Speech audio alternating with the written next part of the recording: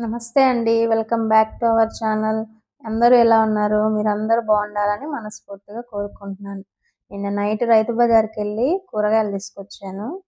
అక్కడ మాకు పచ్చి మామిడికాయలు, తెల్ల వంకాయలు దొరికాయి. అలాగే కార్తీక పౌర్ణమికి ఒత్తులండి లెక్క పెట్టుకోవడానికి ముందు రోజే ప్రిపేర్ చేసుకుంటున్నాను.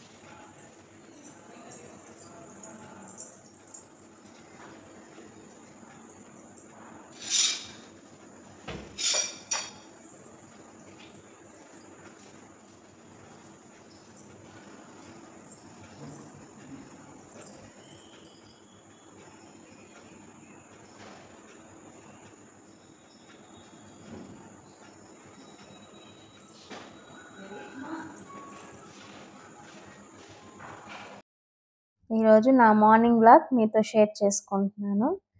పిల్లల కోసం నైటే అన్నం ప్రిపేర్ చేసేసానండి. రైస్‌లో కొద్దిగా పాలు పోసి తోడు పెట్టేస్తాను. అది చాలా మంచిది కదండీ హెల్త్‌కి. అందుకని టిఫిన్‌కి అది పెడుతున్నానన్నమాట. పిల్లలు ఇష్టంగా కూడా తింటారు. అలాగే మై ఫేవరెట్ అండి గుత్తి వంకాయ నెల్లూరు స్టైల్‌లో చేసి చూపిస్తున్నాను. అసలు చాలా ఇష్టం అండి గుత్తి వంకాయ కూర అంటే. పిల్లలు చిన్న పాప తిందు వంకాయ, అందుకని ఆమె కోసం ఒక మునక్కాయ వేస్తున్నాను. మా చిన్న పాప ఉదయాన్నే లేచేస్తుందండి. పెద్ద పాపే లేదు. చూడండి నా దగ్గర హెయిర్ దూపించుకుంటుందన్నమాట. బాగా గారాబం అండి. గారాబం ఎంతవరకు అంటే అంతవరకే. పెట్టే దగ్గర పెడతాను, కొట్టే దగ్గర కొడతానన్నమాట. ఇంకా మార్నింగ్ కొద్దిగా హాట్ వాటర్ ఇస్తాను కదా పిల్లలకి. మార్నింగ్ లేయంగానే హాట్ వాటర్ మాత్రం అడుగుతుంది మా చిన్న పాప. పెద్ద పాప మాత్రం అస్సలు లేదండి. అరిచి అరిచి అసలు నా నోరు నొప్పొస్తుంది. మా వారేమో ఎవ్వరు అరవరు, నువ్వే అరుస్తావు ఈ విధంగా అంటారు. వాళ్ళకేం తెలుస్తాయండి మనం పడే కష్టాలు. వాళ్ళకి తెలియదు కదా. ఉదయం లేచి వాళ్ళని అరుచుకోవడం, అరవందే వాళ్ళు కదలరు. అవేమో మన మగవాళ్ళు అర్థం చేసుకోరు.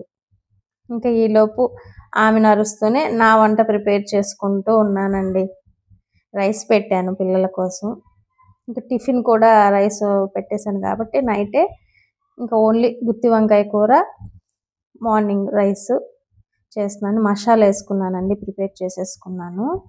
ఈలోపు వంకాయలలోకి చింతపండు లైట్గా అండి, పై పులుసు వేసుకోవడానికి కొంచెం చింతపండు ఎంత అండి,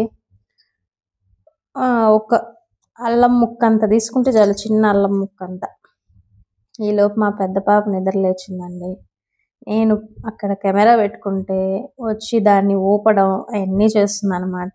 అదే అరుస్తున్నాను నేను వంట చేస్తూ. కొంచెం వినదండి మా పెద్ద పాప.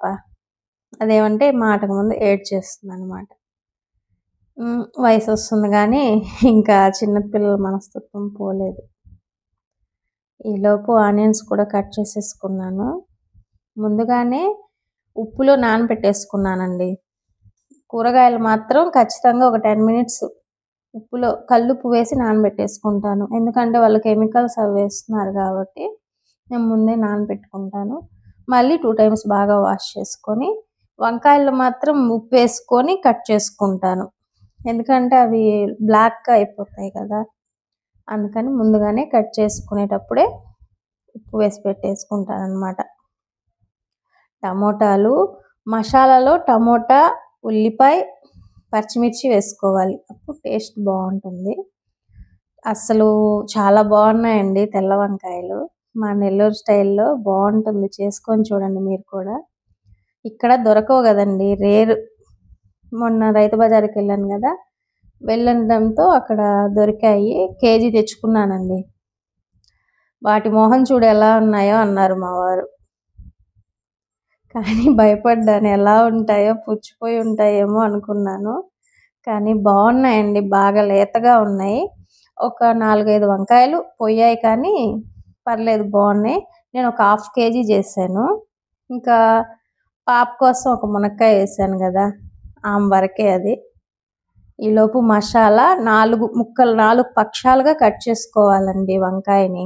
అందులో మసాలా పెట్టుకొని కొంచెం ఆయిల్ కొంచెం ఎక్కువే పడుతుందండి గుత్తి వంకాయకి.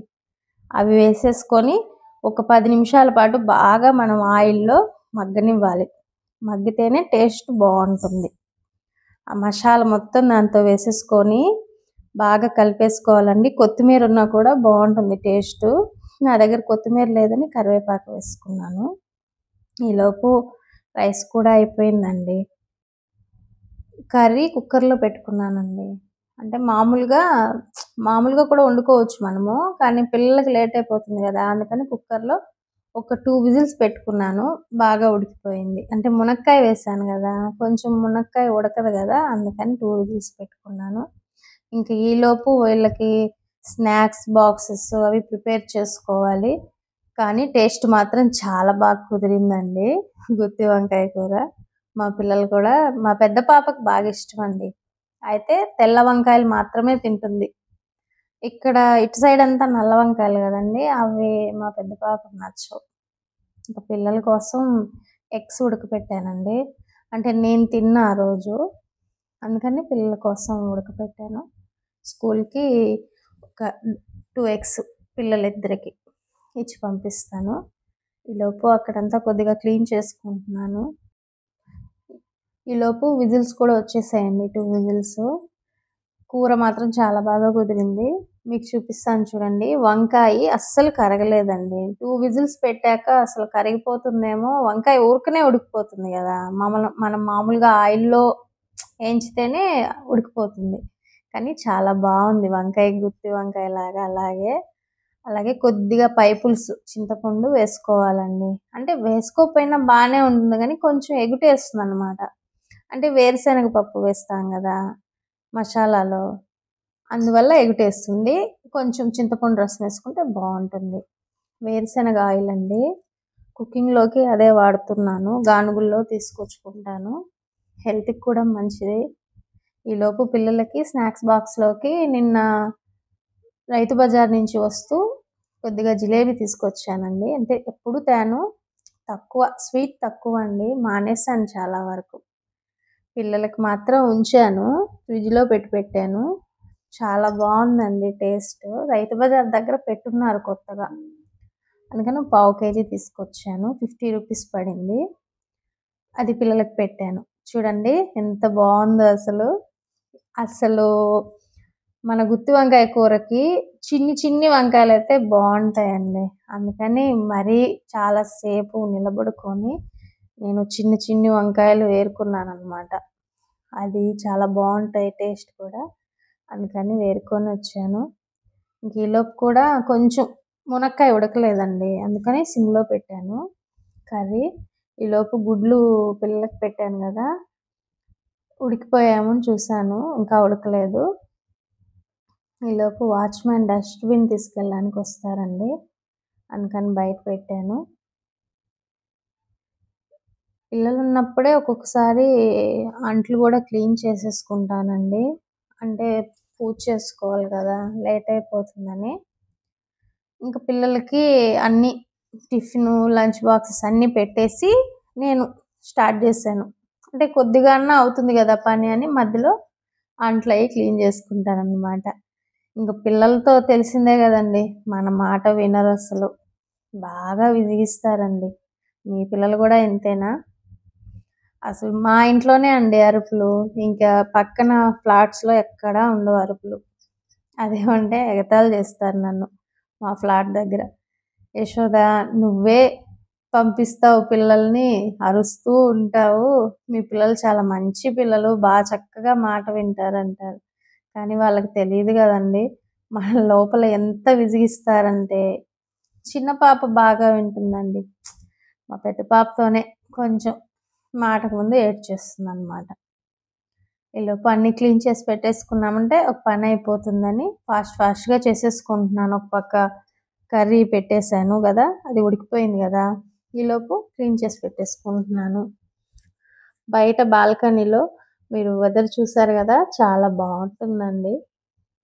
అసలు మార్నింగ్ టైం మాత్రం పిచ్చుకలు సౌండ్ చేస్తుంటే అసలు ఎంత బాగుంటుందో అండి క్లైమాట్.